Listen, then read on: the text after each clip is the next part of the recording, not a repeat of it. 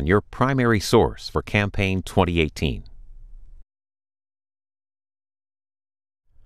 And we're ready now to take you live to Hampton, Virginia, where incumbent Democratic Senator Tim Kaine and his Republican challenger Corey Stewart are just about to hold a town hall.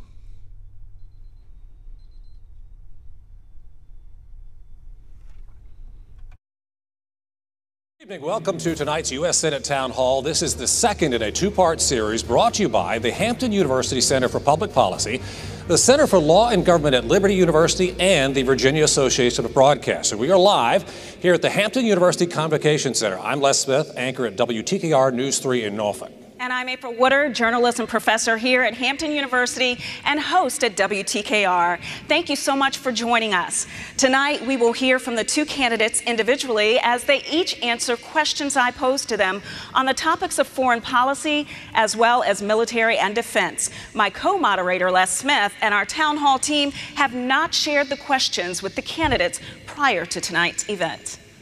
Now, following those questions, we'll have a special interaction between the candidates and the 50 Hampton University students seated here on stage with me. Now, these students represent a variety of disciplines, majors, and they hail from cities all across the country. They will be allowed to ask questions directly to the candidates. Now, when that segment has ended, each candidate will have 1 minute to make a closing statement. Now, April, these young voters have researched the issues. They are certainly excited about this opportunity to go one-on-one with the candidates. Well, let's get started. We want to remind our studio audience to refrain from jeering candidates or excessive cheering during our question and answer sessions. It is appropriate to applaud when each candidate comes to the stage. So, ladies and gentlemen, please welcome Senator Tim Kaine.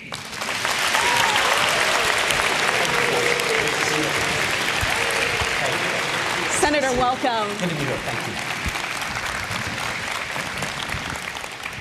How are you? I'm great. Good to be back at Hampton, President Harvey and others. So good to be with you. Wonderful. So good to have you with us. All right. Well, the New York Times recently did an article on the Kavanaugh hearings and how they were perceived worldwide, from South Africa to Scotland.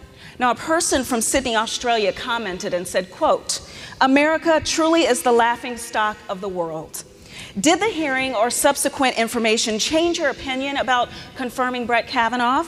And are you concerned about how the world views the United States? April, I'm always concerned with how the world views the United States. The hearings didn't change my point of view because I met with Judge Kavanaugh after reading his opinions, law review articles, and what documents we could get from the administration. And I decided after the hearing to oppose his nomination for a couple of important philosophical grounds, mainly that he was too willing to just defer to the executive and not be an independent check.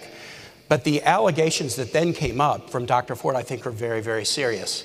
And I think it was important that the hearings be held so that we send a message to women or anybody who's suffered from sexual assault that this is a serious matter and we need to get to the bottom of it. I think it's very important that we have these hearings. Apparently an FBI report is now near available for us to review. I will be reviewing it, and there will be a vote soon.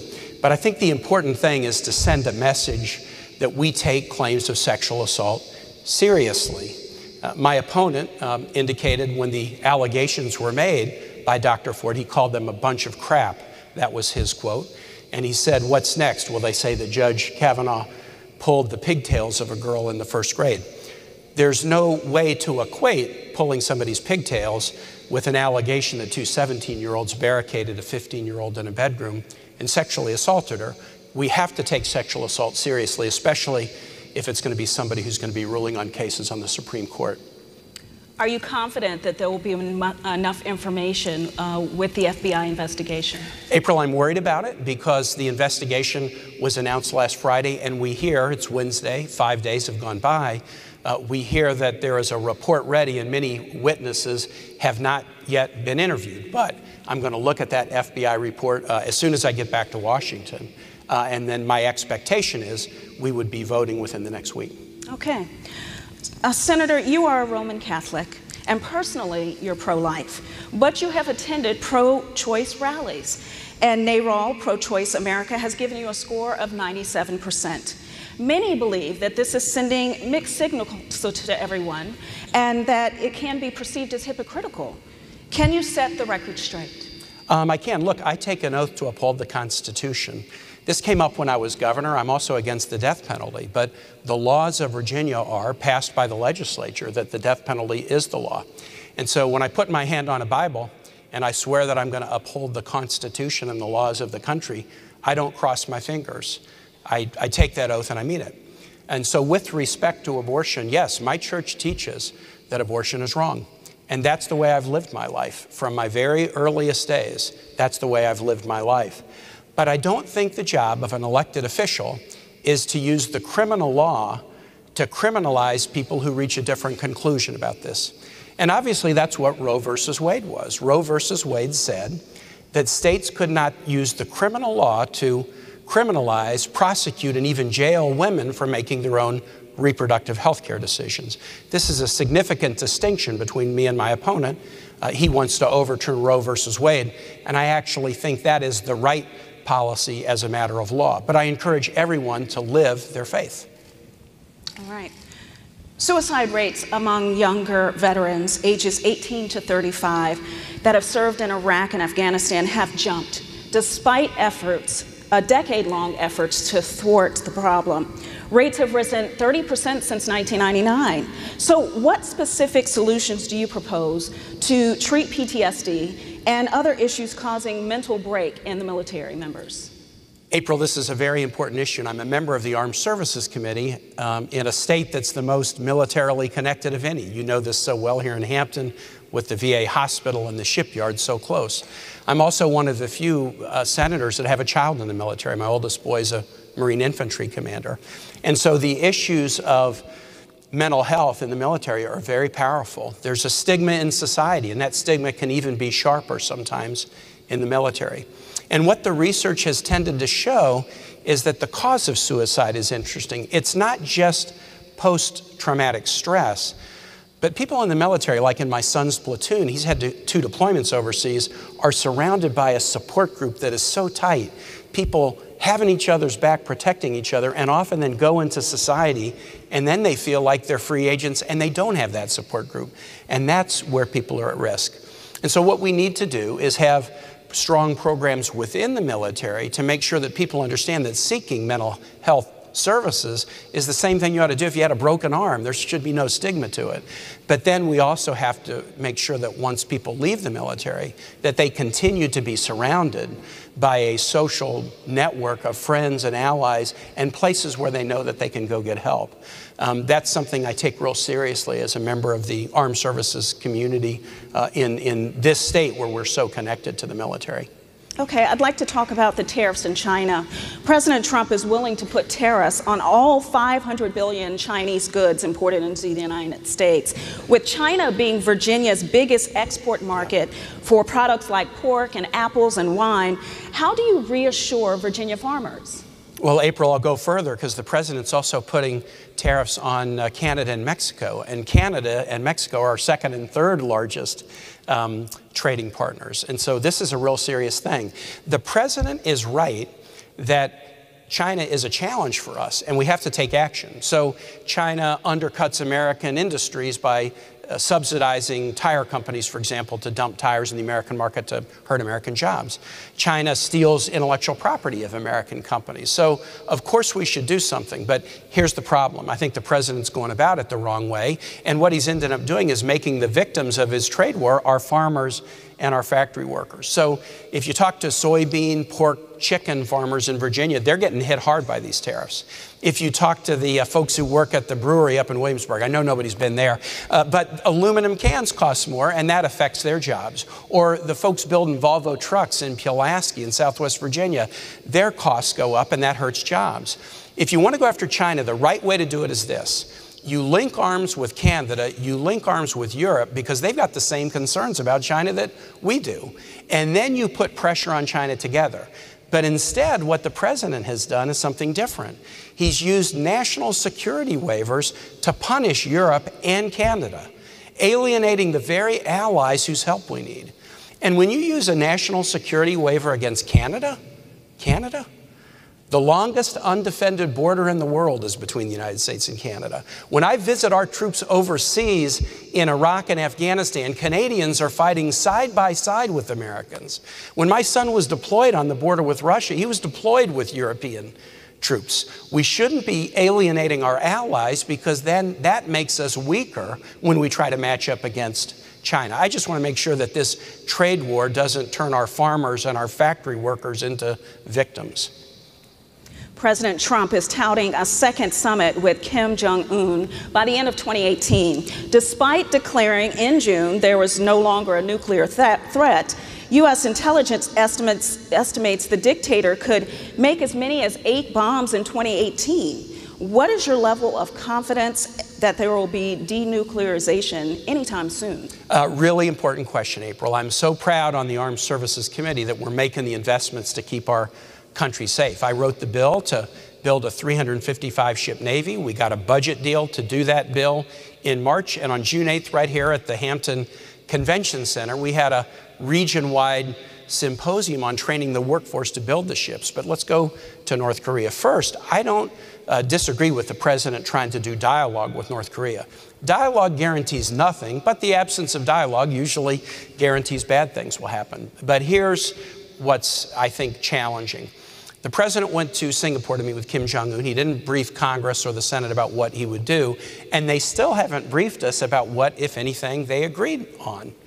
There is one test, and one test alone, that will tell you whether the North Koreans are serious about denuclearization. Will they disclose what they have and allow the global community to inventory what they have? Until they do that, there is no guarantee that they're serious. And they've made many promises in the past that they haven't kept. I asked Secretary Pompeo after Singapore, did the president get that as an agreement, that North Korea would disclose what they had? And he either didn't know or wouldn't tell me, but as of yet, we've seen zero evidence that North Korea is taking that first step to denuclearization. In fact, yesterday, the South Korean intelligence and military agents put out an estimate that said that North Korea could already have as many as 15 or 20 nuclear weapons. So the claim that we have a deal, I think, is overblown. We have to see if they'll agree to let the world see what they have before we know whether they're serious. All right. There's been a revised trade pact, which you mentioned earlier, with Canada and Mexico called USMCA. And the deal is highly beneficial to tech and pharmaceutical companies, but there also is an opportunity to open up Canada's dairy market for U.S. farmers. So that could be really good news for the dairy farmers in Virginia. There are only about 550 grade A farmers. How will you make sure that they benefit from this? The renegotiated deal, I think it was smart to go in and renegotiate. NAFTA was done more than 20 years ago. So when any deal hits that degree of maturity, why not go back and look and see if you can make it better? So the deal was just announced, and we are looking at it. Congress has to approve it, and the likely approval vote is not going to be until early in 2019, because there have to be studies about, just as you point out, it may help some sectors and hurt others. So the International Trade Court, the ITC, and others have to analyze it. But my test will be, is it good for Virginia? You know, Virginia is not only a state with a strong economy, we're also a state with a port. I've done an awful lot of work with the port as governor and senator. We have an international airport at Dulles, hundreds of nonstop flights a week to foreign cities. We are very connected to the global economy. The biggest Virginia industry sector is still ag and forestry. And so how our manufacturers and our businesses and our farmers and foresters look at this deal as it is played out over the months, and whether it is fair on both labor protections and environmental protections, that's what I'll be looking at before we have that vote in 2019. All right, thank you so much, Senator Kaine. Time now for a quick break, but when we return, Hampton University students will have their chance to ask questions directly of Mr. Kaine. You're watching the U.S. Senate Town Hall, brought to you by Hampton University and Liberty University. Thank you. And as they take a break in tonight's live coverage from Virginia with Democratic Senator Tim Kaine and Republican Corey Stewart, we'll take a look at some of this campaign's political ads.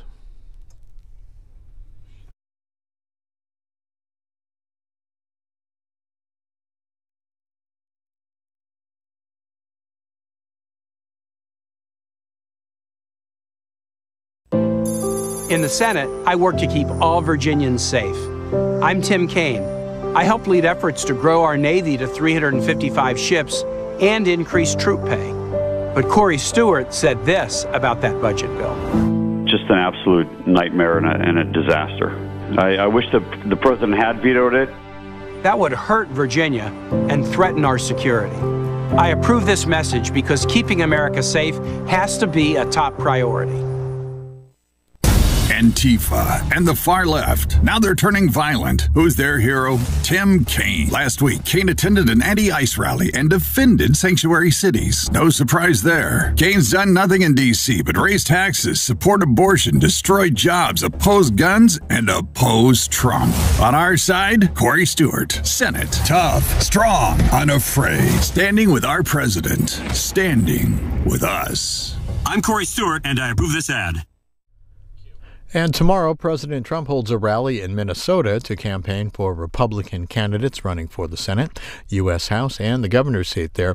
Live coverage beginning at 7:30 p.m. Eastern right here on C-SPAN, your primary source for Campaign 2018. Back now live to the Virginia Senate Town Hall. Now, thank you for those questions that you have drawn up. They were all terrific. We'll only get to a handful of them tonight. This is an entire generation of young people who never have a memory, really, of a time when their country was not at war. And overwhelmingly, this first topic came up repeatedly in the questions that they came up with. Our first question is from Jordan Lyles-Holly. She's a sophomore, biology pre-med major from Indianapolis. Jordan? Yes, it's Jordan. Okay, so providing quality health care for our nation's veterans has been an issue with many Veterans Administration's hospitals across the country being classified as either low-performing or high-risk health care providers. The Veterans Administration Hospital located next to our campus is listed as one of those high-risk hospitals. Do you believe that the recent bill allowing veterans to use their benefits with private doctors will help to solve the issue of adequate health care for our veterans? Jordan, what a great question. And the answer is yes, but we have to make sure it's implemented right. The VA choice bill was actually a bill that I co-sponsored when it passed through the Senate a few years ago. And the goal was this: too many of our veterans, including here in Virginia, were having to wait too long to get appointments for medical clinics. Once they were there, the quality of the care here at the VA or the VA in Richmond or Salem is high, but if you have to wait too long, that's unacceptable. So the idea is if you either live too far away from a VA or if you live in a VA where the waiting times are too long, you ought to be able to go to a local doctor, get the services you need, and then the doctor would be able to bill the VA. In the first couple of years, I think the idea is good, but I think we have to do more work to make it work correctly. People are having trouble getting permission to do that visit to the private doctor, and some of the private physicians are reporting that the bills aren't being paid by the VA in a timely fashion, which makes them less likely to provide the service. So the bill was a good first step, and I'm proud that I was part of getting it passed. It is a good thing for veterans to be able to go to doctors closer to them rather than have to drive a long way to veterans hospitals. But we have to make sure that it works, and we have to make sure that we maintain funding for the VA hospitals so that we don't reduce their funding and diminish the quality of care that they can provide. Let's make our way down this way a little bit. This next question also has both national and local implications, not only in terms of national defense, but in terms of the local economy. And for that, we turn to Mackenzie Walker, who is a journalism major, a sophomore from Memphis. Hey, Mackenzie. Hi. The NASA Langley Research Center is located in our backyard. Do you believe that the newly proposed Space Force is a necessary designation, given the bulk of its duties would simply be transferred from the pre-existing Air Force Space Command? Wonderful question. Now, this is a detailed question. So I will say about NASA Langley that in Virginia, we're really lucky because we not only have NASA Langley, but we have Wallops Island on the eastern shore. Both are critical to the nation's exploration of space and our defense.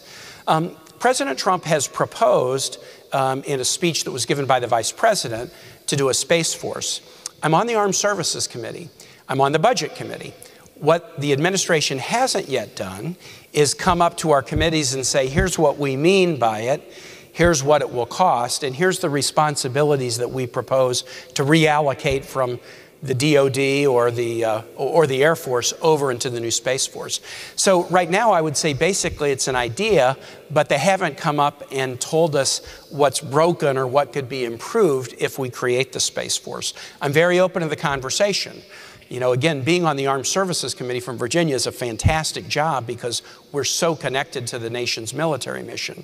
But I think we have to ask tough questions. If it's going to advance our ability to defend ourselves in a cost-effective way, of course I'll be open to it. But the administration hasn't yet come to us and made the case that we need to make that change. Okay. Mackenzie, can I get that from you?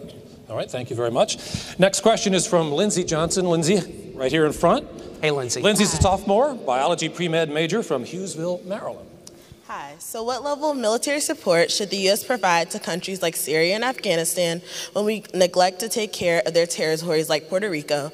And how do we justify the millions of dollars being poured into those countries and not our own? Wow, what a great question. Well, let me take it in reverse. Puerto Ricans are U.S. citizens, right? So we should never short them in the aftermath of a hurricane or natural disaster. We shouldn't treat citizens from Florida or Texas one way and treat folks who live in Puerto Rico worse because they're American citizens. And I think that was a serious challenge in the aftermath of Hurricane Maria. But how about why should we spend dollars in Afghanistan or Syria? I think we've been at war for now 17 years in Afghanistan. And I think what we need to do is define what the mission is right now. I've been trying to get Congress to rewrite the initial war authorization from 2001 to define what the mission is now. And I think the mission should be defined as we want Afghanistan to be stable enough so that if the U.S. presence departs, and the number of U.S. troops in Afghanistan has come way down, that turmoil in Afghanistan would no longer threaten the United States or its allies. We're not there yet, but we have largely handed over the defense of Afghanistan to their own military and police force. Syria is a very serious challenge, a humanitarian crisis of significant mode. But I don't believe that the current legal authorizations for war cover U.S. activities in Syria. I have a very strong belief, maybe it's because of who Virginia is and having a kid in the military. I do not think the United States should ever be at war unless Congress has voted on it. And there hasn't been a congressional vote on Syria, but President Trump has fired missiles at the Syrian military and put U.S. troops there. So I think it's time for Congress to have that debate, ask what the mission is, and see whether Congress supports it rather than allowing a president, any president, Democrat or Republican, to basically conduct war without a debate and vote of Congress. This next issue was one of the most contentious of the 2016 campaign, and you were smack dab in the middle of it. I remember that. Yeah. And for that, let's turn to Alton Benson. He's a sophomore, marketing major from La Plata, Maryland. Alton. Senator Kaine, what is your stance on immigrants seeking asylum, taking up residency in Virginia? So my stance on immigrants seeking asylum. So immigration and then asylum status, which is a separate kind of a part of immigration. On immigration, look, immigration, big picture, has helped Virginia. When I was born, 1 out of every 100 Virginians was born in another country. And we were poor. We were bottom quarter per capita income. Today, 60 years later, 1 out of every 9 Virginians was born in another country, and we're top quarter per capita income. In fact, no state has moved farther from back to front than Virginia in the last 60 years. It's only North Dakota and Virginia that have gone from bottom quarter to top quarter. North Dakota discovered oil. What did we discover? We discovered if you break down walls between people, if you let folks go to school together regardless of their skin color, if you welcome people regardless of the country they were born in, if you let women go to universities like UVA, which we weren't doing then, we'll be stronger. So immigration generally has been a positive. Of course, there's always challenges that you have to grapple with, some law enforcement challenges and others, and that's why I have supported comprehensive immigration reform that would increase border security, but also provide protections for dreamers, visa reform, and even a path to citizenship for folks who are willing to work for 13 or 14 years, pay taxes, take criminal background checks. The issue of refugees and asylum is a little more narrow. The United States has always been willing in times of tragedy in other countries to join forces with other nations to let people come here if they're fleeing civil war, poverty, disasters, climate change. And I don't think we should be shutting that down. President Trump recently announced he wanted to dramatically reduce the number of refugees that the United States would take. In my view, if somebody is fleeing persecution and we can vet them well enough to know that they'll be safe here, the United States shouldn't be heartless to people who are seeking refuge from countries that are under civil war or disaster. Well, the president says that if we don't have borders, we're not really a country, and we need a border wall. What's wrong with that concept? Well, but that's kind of a false argument. Who's saying we shouldn't have borders? Of course we need borders. In the immigration reform bill that we voted on in 2013, we voted for $40 billion of border security. $40 billion over 10 years. We offered the president in February a deal that was $25 billion of border security over 10 years, and he turned it down. The wall is not the only answer. If you go to the border now, you'll see wall, you'll see fence, you'll see mountains, you'll see rivers, you'll see some drones and underground sensors. We just want to make sure if we're going to spend the money, let's spend it wisely. Do you know that 40% of the people who are in the country illegally come in on visas and then overstay the visas? How would a wall help that? You could build a 1,000,000-foot wall and it wouldn't stop people who are here and overstay visas. So let's just make sure if we're going to spend the money that we spend it the right way. Well, you don't get questions that good on the Senate floor. I've watched it. So great job, students. Thank you. Time for your closing statement. Let me get out of your way. Well, again, it's so good to be back at Hampton. I loved working with Hampton on the Proton Therapy Center when I was governor and on cyber scholarships as senator. Elections are about choices. The theme of my campaign expresses my belief. The theme is a Virginia that works for all. It's about Virginia. It's about the centrality of work. It's about for all. And my whole life as a civil rights lawyer and teacher at the University of Richmond and now elected official has been about opportunity for all. If you elect me to the Senate, that's the spirit in which I will govern a Virginia that works for all. My opponent's theme is take back Virginia. Take back Virginia. And he's governed that way too. Harsh attacks on immigrant communities, traffic in the conspiracy theory that President Obama's birth certificate was forged, associating with white supremacists and folks like Alabama Judge Roy Moore. I know this about Virginians. We don't want to go back. We want to go forward. We want to go forward working together. And that's the kind of senator I'll be if you honor me with being reelected. Thanks so much for being here tonight. Thank you, Senator. Appreciate your time. Round of applause for Senator Kaine. Thank you for being here. Our town hall continues with Mr. Corey Stewart right after this break. And as they take another break in tonight's live coverage from Virginia with Democratic Senator Tim Kaine and Republican Corey Stewart, we'll take a look at some of this campaign's political ads. $17 million. That's how much Congress has paid out in sexual harassment settlements against its own members. But why won't they tell us who these senators are? This is Corey Stewart. I'm the Republican running against Tim Kaine. Kaine's one of the senators who judged Brett Kavanaugh guilty even before hearing the facts. Tim Kaine and the Democrats resist anything and everything our president does because they hate President Trump, they hate Brett Kavanaugh, and they hate anyone who supports traditional American values. Yet while Tim Kaine and the Democrats falsely accuse Judge Kavanaugh over high school rumors, they won't tell us which of the senators are sexual predators. Why not, Senator Kaine? What are you hiding? Are you on that list? Isn't that the standard you've applied to Judge Kavanaugh? I'm Corey Stewart, and I approve this message because Tim Kaine and the lying Democrats can never be allowed to run the U.S. Senate again. Ever. Paid for by Corey Stewart for Senate, CoreyStewart.com. I served 2 years in the Coast Guard. I served 2 tours in Iraq. And both of my parents served in the Army. But finding jobs for veterans after coming home is tough. When Tim Kaine heard that, he promised to do something about it. He wrote a law making it easier for veterans to find work. I'm a Republican, and I like that Tim Kaine is able to get Republicans and Democrats to work together on this. That's rare these days. It's made a difference. I'm Tim Kaine, and I approve this message.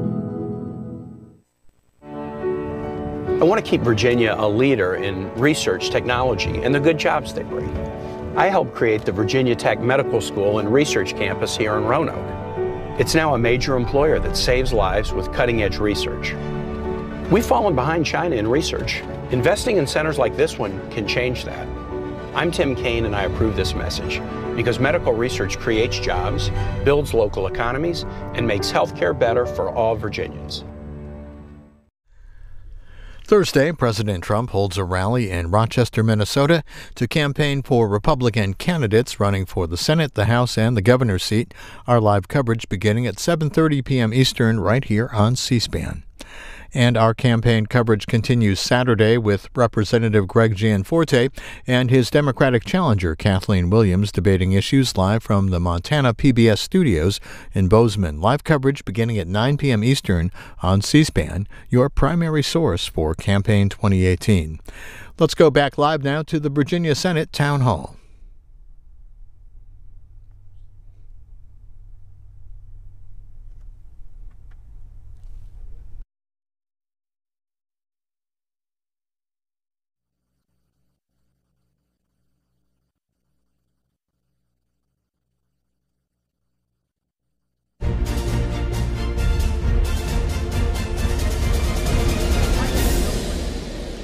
Our town hall continues now with the challenger. Please welcome to the stage Mr. Corey Stewart.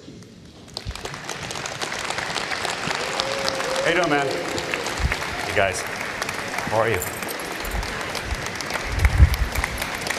Okay.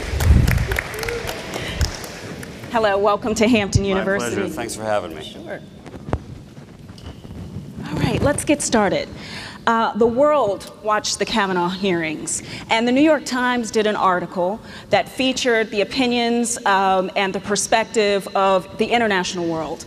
One of the people from New Zealand said, "I watched in despair," and this is a quote, "as America slides back into the dark ages and loses its reputation in the international stage," end quote. Did your opinions at all change based on what you saw at the hearings? Should Kavanaugh be confirmed? And are you concerned at all about the impression that the world has of the United States? Yeah, it's an absolute circus. What's happening in the United States Senate is a national disgrace. And here's the thing. So while you have these guys who are listening to these unfounded accusations, rumors and innuendo that date back 36 years ago to when he was in high school, they're not looking at their own Senate. Because what we just found out was that the United States Senate and the rest of Congress paid $17 million and 268 separate sexual harassment and racial discrimination claims against, wait for it, United States members of the Senate and members of Congress. So, and that didn't happen 36 years ago. That happened as late as this year. $900,000 was paid out alone last year to settle sexual harassment claims and racial discrimination claims against United States senators. Now, when I challenged Senator Kaine last night to release the names of the members of Congress who have been accused and settlements resulting, who have been accused of racial discrimination, who have been accused of sexual harassment, he refused to release the names. And then he said, well, he asked for more information. But in his own letter, dated December the 7th, 2017, Senator Kaine said he would not release the names of those who were accused. But yet again, it's okay to believe accusations. And I don't know about the rest of you, but false accusations do happen. Is it right to just expect that he's guilty based upon an accusation that is inconsistent? I think that's wrong. And I think that there's a double standard. And I think that if the Senate wants to go after somebody for something they may have done 36 years ago, they need to start at home, right in the United States Senate, and clean up their own act first. I appreciate your answer, but I did ask you, yes, did I your would opinions confirm him. change? Have your opinions changed? My opinions have changed of the members of the Judiciary Committee who are behaving like buffoons and who are embarrassing the entire country over this despicable act of taking down the character of a good man after accusations of 36 years ago. That's how my opinion changed. So what were your impressions of Dr. Christine Blasey Ford? You know, I think the fact is that, she's troubled. And it's clearly that something has happened to her that's very terrible and distressing. But was it Judge Kavanaugh? Is it okay to just assume that these accusations, these rumors are true and just convict him based upon these accusations? I don't think that's right. So I think that what the United States Senate Judiciary Committee has not just drugged Judge Kavanaugh through this, but they've drugged her through this as well, and her family, and Judge Kavanaugh's family, and all of America through this circus. It's time to vote, and it's time to confirm him. And yes, I absolutely would vote to confirm him. And final question, do you feel that there were inconsistencies in what Kavanaugh had to say that day? I think, when you're talking about, something that happened, recollections from 36 years ago, this is why we have a statute of limitations in this country. This is why we have a presumption of innocence, not of guilt, because recollections change. And, he's trying to remember what happened 36 years ago. She was trying to remember what happened 36 years ago. This should have been tried in a court of law, not in front of the kangaroo court in the United States Senate. All right. In the past, you have defended the Confederate flag as a symbol of heritage, not hate. And although you attributed your Twitter post to a vendor and it was later deleted, your timeline once spewed what some would call Islamophobic comments. Are you concerned about the way that you may be perceived by the world, starting with the students here at Hampton? Well, yeah, absolutely. Now, here's the thing. I have a very, very close relationship with the Muslim community in Prince William County. And last year, when there was a mosque that was up for approval by the Board of Supervisors, I fought for that approval. I took a lot of criticism by people in the neighborhood who didn't want the mosque. But I felt it was the right thing to do to approve it. And that's because we had approved the church just down the road, on the same side of the road. And I didn't think it was right to treat a mosque differently than we do a church. I have a strong relationship. I go to the mosque every Eid, the major one. I've been to in fact, I've been to every single one in Prince William County. I've visited at least once or twice. And I've been through most of them in Northern Virginia. I have a very strong relationship. What some people might not understand about me, but people in Prince William County do, and that is this. I govern the second largest locality in Virginia, Prince William County. It is also the first majority-minority county in Northern Virginia. It's the most diverse county in Northern Virginia. I'm elected county-wide there by the approximately 500,000 residents of Prince William County. 4 times county-wide. And that would not have happened if people believed that I was all those things that Senator Kaine is accusing me of. It's just not true. What I've been able to do is put the differences aside. And yes, there are going to be differences, between Republicans and Democrats, and differences in opinions among people who have different backgrounds. But what I prefer to do is to work and look at those things that we have in common. And that's how I've been able to get things done. It doesn't mean that we can't have strong views one way or the other. But at the end of the day, you got to come together, and you have to focus on the things where you have things in common. And working with Democrats, working with Republicans, working with people of all races and ethnicities and backgrounds, I've been able to govern Prince William County in a very good way. We've hired hundreds of new firefighters, hundreds of new police, thousands of new teachers. We've built 20 new schools, and we've the biggest road building program in Virginia. And all this while we increased and made Prince William County #1 in job growth in Virginia. But I was asking you about, #3 in the United States. Excuse me. And I've been able to do that through cooperation and working. So we can move on to the next topic. Okay, that's fine. Yeah. But here's the way on the monuments. Some want to look back. I want to look forward. Some want to take down monuments and think that's going to solve a problem. It won't. It's only racially divisive. That's the only thing it does. It doesn't fix a single problem. So is it a symbol of heritage or hate, in your opinion? In my opinion, it's a symbol of heritage. Okay. Some have differences of opinion, and I understand that. I appreciate your answer, but I want to get to some of the other topics. All right, let's move on. Military health. Okay, we're right down the street from the VA hospital. Walking distance. And the VA Mission Act was supposed to improve access to VA health care.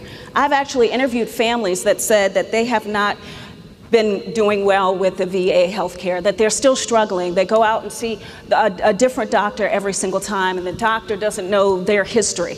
In addition to that, the VA hospital is no longer at risk, but it is ranked at 2 out of 5 stars, which is still subpar. So what do you propose to do to help the health care of our military? Well, I'm very proud to support President Trump and the legislation that was just passed that allows a military veteran to choose a doctor from outside of the VA system if they so choose. There's a lot more to go, though, and a lot of this comes into the implementation of the new law. The fact is, our veterans deserve the best health care that our country has to offer, and that's not happening right now. They're still waiting in lines. They're not getting the care that they need, and sometimes they're waiting far too long, and too long, literally, for the health care that they need. So what we need to do is support the President's efforts to reform the VA and make sure that our veterans can choose their medical care from outside of the VA system if they so choose. Okay. President Trump is saying that he's going to have a second meeting with Kim Jong-un. I want to know if you think denuclearization is possible, and is it going to happen soon? Yes, I think that it will. Now, the thing is, in foreign policy, and I strongly believe you need to support the chief executive, you need to support the commander-in-chief.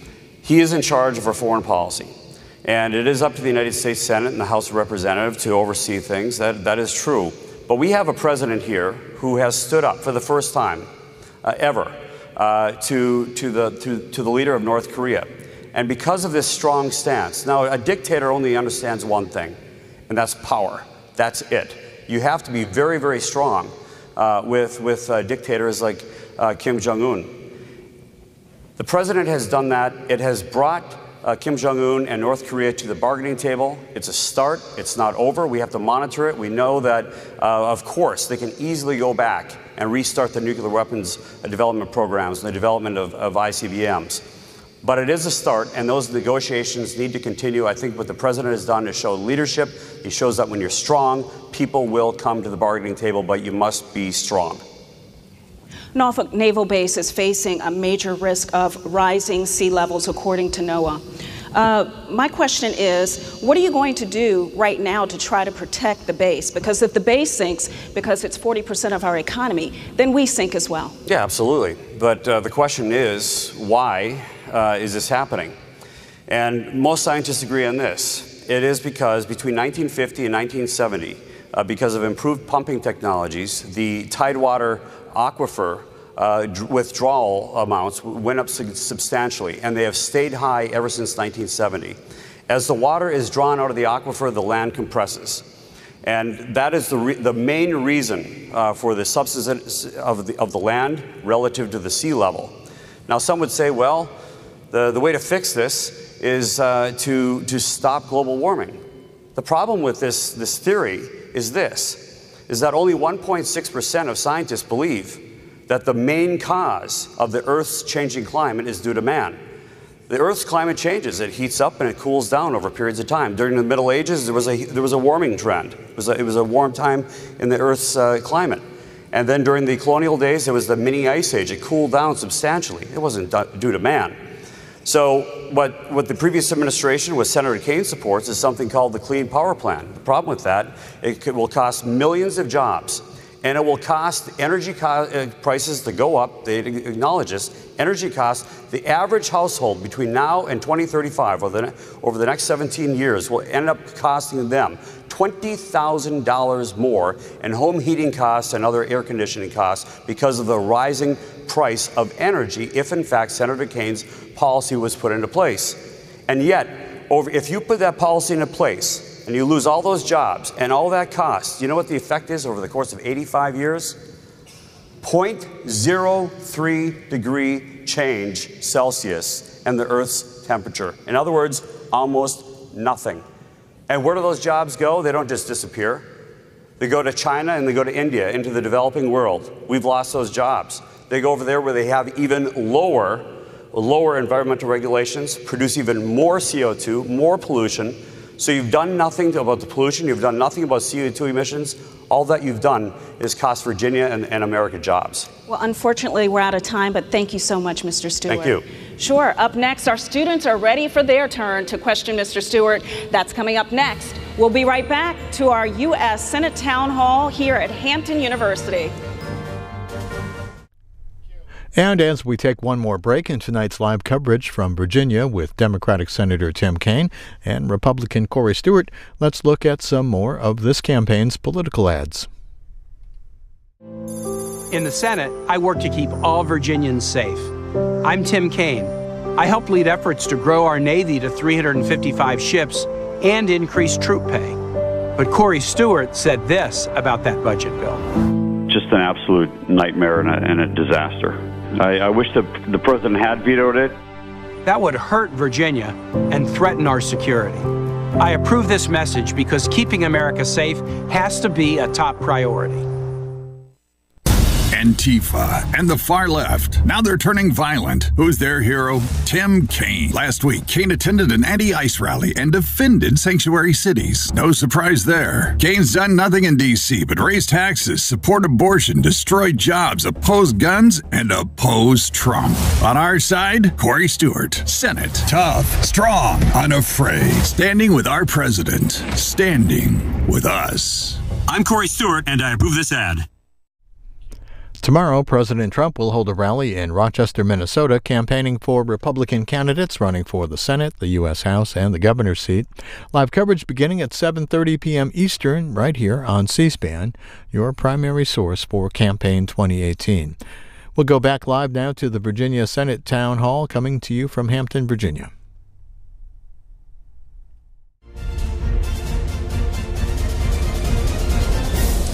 Welcome back. Let's get right to our group of Hampton University students and their questions for Mr. Stewart.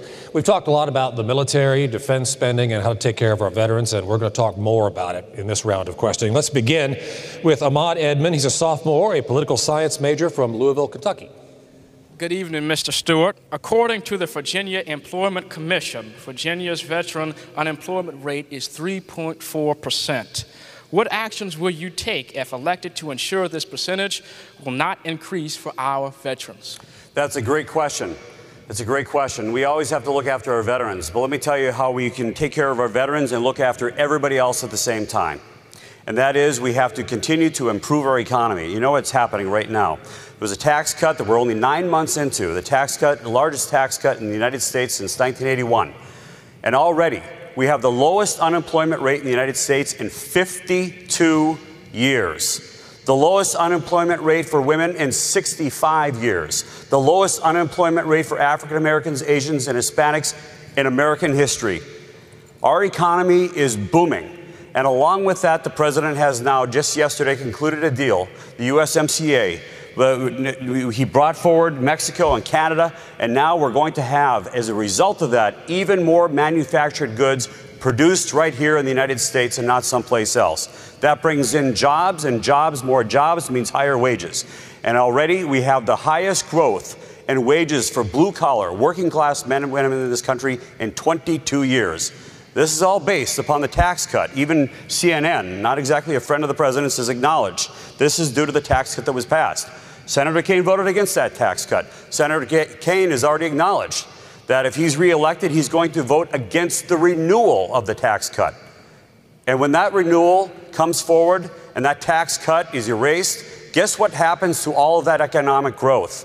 Wages go down, jobs go down, all the economic progress that we've seen in the last 9 months will go away. That's what we're going to do, not just for veterans, but for all Americans. We're going to have increased prosperity by reducing your tax burden. Let's make our way down here a little bit for our next question. The military, of course, is not just ships and planes and tanks. It's mostly about people. And that's what this question is about. Please welcome in Jerry Jenkins, who is a junior political science major from the Bronx in New York. Excellent. The military is a microcosm of our society. In keeping with the current movement to expose sex abuse, what laws, regulations, and policies can or should be implemented by senior military and civilian leadership to investigate and eventually eliminate sexual assault and discrimination cases in the armed services? Yeah, that's a great question. And it goes even beyond the armed services, but it's there too as well. There's a double standard. If you're rich, you're famous, you're powerful, you get off. Now, Senator Kaine's son, for example, was indicted. He was indicted for an assault in Minneapolis. You know what happened? Nothing. He got off. There's a double standard. That isn't right. And one of the things that is this is an important topic to me. I'll tell you why. When my dad was 19 years old in 1952, he was involved in an accident. He killed somebody, and he was a felon from that point forward. He never got his voting rights back. He never was able to get a job that he wanted to get. We have to give people a second chance in this country. We have to allow people to redeem themselves and come back. And yes, it's about fairness. And another thing that we need to do, if you're acquitted of a crime, we need to expunge your record immediately and automatically. It is not right that people should have to pay thousands of dollars in attorney's fees. Yes, the wealthy can afford that, but the average person can't. That you should have to pay thousands of dollars in attorney fees to expunge your record for something that you were acquitted of. I think these are things that we need to do, not just in the military, but across the entire country. I'm firmly committed to criminal justice reform. And Jerry, thank you. Help me out, Bronson. Christian? The world's a dangerous place. There are a lot of threats. And Bronson has a question for you about that. Excellent. Given there are many military threats, but not all of them can be addressed, which developments by adversaries worry you the most? Well, you know, the thing is, here's the thing. When you elect somebody, the issues that they're going to confront, the things that matter, the challenges that they have to deal with, you can't predict them. And that goes with our military as well. We need a strong military. Over the past several years, because of sequestration cuts to our defense budget, our military was severely depleted. We only have right now 1/3 the number of operational fighter squadrons that we had during the first Gulf War. And now that is why the president's policy of building up our military, the $700 billion budget, was passed. Now here's the thing. Senator Kaine got up here a moment ago and he said that he supported this president's budget, military budget. What he didn't tell you was that on January the 19th of this year, he voted against House Resolution 195, which was the president's budget, which would have built a 355-ship Navy, which would have increased the pay for our military, which would have increased the housing allowance for our military, which would have increased our defense budget. He voted against it. And do you know why? He voted against it because he wanted amnesty for illegal aliens. He voted against our military because he wanted amnesty for illegal aliens. Right here in the front row, we've got Ray Tranchant. A few years ago, right here in this area, his daughter was killed by an illegal alien. 1 month ago, a 4-year-old child, Elias Camacho, was killed by an illegal alien. Just last year, Nabra Hassanan, coming back from the mosque, was murdered by an illegal alien. How many people have to die before Senator Kaine will agree to build the wall? How many people have to die before we start removing criminal illegal aliens who are killing our young people? This is going to be a priority for me because my job as your senator will be to protect you, your family, and your rights. Bronson, you get that from them. Maya McGee, nearby. Maya is a sophomore, an accounting major from Memphis. How do you plan to strengthen relationships with international partners after implementing the nation's toughest crackdown on more than 8,000 immigrants and supporting the building of a border wall? Yeah, so let's get things straight. There's a big difference between somebody who is an illegal alien, who comes to this country illegally, especially if they commit a crime, and somebody who comes here lawfully. You know, people who come into this country lawfully, legal immigrants, they have to wait years. They're law-abiding. They work hard. They don't get dependent upon government help and take away benefits to other American citizens. You know, and here's the thing. There hasn't been any focus on them. But for many years, people have to struggle because you know why? They come in a visa, an H-1 visa, and they can't, because of the lack of reform inside of Immigration and Customs Enforcement, they have to wait for years and they don't become permanent residents. And that puts a strain on their families and on them. What I want to do is streamline that process and reward those who come into our country lawfully. Reward those who come into our country lawfully, work hard, support their families, contribute to America, and stay out of trouble. That's what we need to do, support them. But we do need to remove those who come here illegally, especially those who commit crimes. Let me ask you a quick question on a topic that came up this week. The Trump administration started to deny visas to same-sex partners of diplomats and UN employees, which meant they couldn't bring their partner with them. Why should somebody be punished for who they love? Well, I don't think that's a matter of punishment. What we're talking about, and by the way, we're not talking about U.S. citizens here. We are talking about foreign employees of foreign entities, including the UN. That's what we're talking about, international entities like the UN. Now, with regard to that, my concern, all of our concern, should be about the rights and the welfare of American citizens, America first. Now, what the administration wishes to do with regard to that, that's up to it. But I am concerned first and foremost about American, U.S. national security interests and U.S. citizens. Okay, with that, we have come to the end of our time. Let's ask you to take center stage and give us your 1-minute closing statement. Thank you, Mike. All right. Well, thank you for having me here. I want to let you know something. I've been governing a very large jurisdiction, the second largest in Virginia. I've been governing, it's the second largest. It is the most diverse in Northern Virginia. And during that period of time, I've made it #1 in job growth, #1 in Virginia, #3 in the United States. We've been able to build schools, roads, because the state wasn't doing its job. And we did it by cooperating. I've been able to work with Democrats, Republicans, people of all backgrounds to get the job done. And that's what I'm going to do in the United States Senate. And yes, I will stir things up because I think the U.S. Senate is broken. I think it's severely broken. And I see a lot of hypocrites out there who are putting a man to shame for something that allegedly happened 36 years ago, and I think it's just despicable. But one thing I will do, and I can promise you this, that regardless of your party, regardless of your race, regardless of your ethnicity, we will work together and improve the quality of life of all Virginians and all Americans. Thank you all very much. Thank you very much. Thank you very much. Thanks a lot. All right, great. All right, while we have a second here at the end, can we have a big round of applause, not just for Mr. Stewart, but for our students? How about those questions?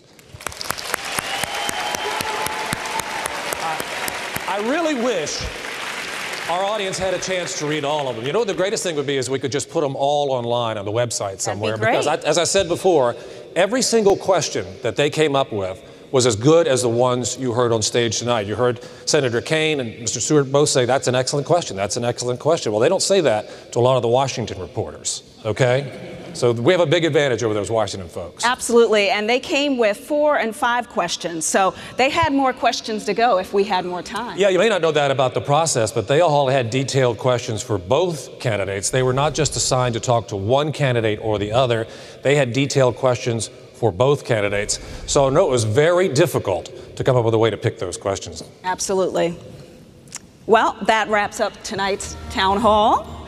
It's been a 2-part Town Hall series brought to you by the collaborative partnership between Hampton University Center for Public Policy and the Liberty University Center for Law and Government and the Virginia Association of Broadcasters. Now, don't forget, the most important thing, Election Day is November 6th. No matter who you support, get out there and vote. We thank you for joining us tonight.